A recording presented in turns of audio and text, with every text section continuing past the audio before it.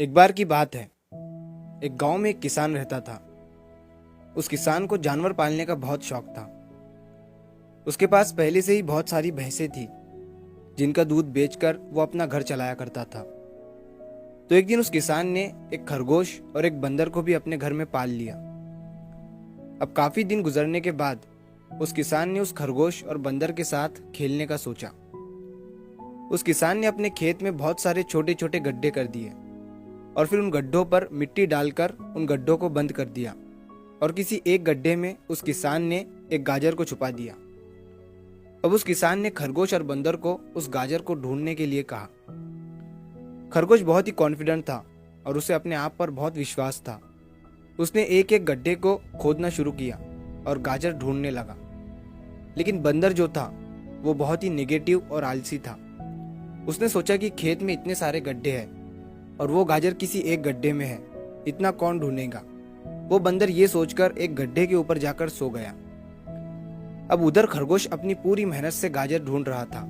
एक एक करके खरगोश ने सारे गड्ढे देख लिए, लेकिन उसे किसी भी गड्ढे में गाजर नहीं मिली। सिर्फ एक गड्ढा बाकी रह गया था जिसके ऊपर बंदर सो रहा था। अब खरगोश बंदर के पास जाता है और उसे उस गड्ढे पर से उठने के लिए कहता है।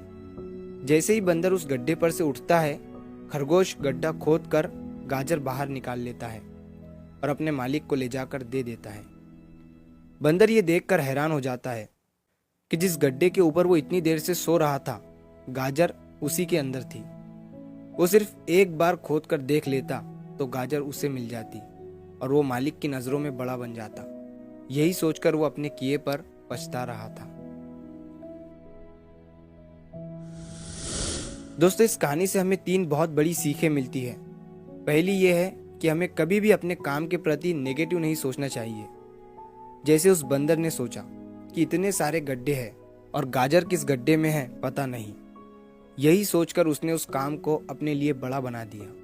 और दूसरी सीख हमें इस कहानी से ये मिलती है कि हमें एटलीस्ट कोशिश भी तो करनी चाहिए, क्योंकि हम जब तक कोशिश नहीं करेंगे किस्मत भी हमारा साथ नहीं देंगी।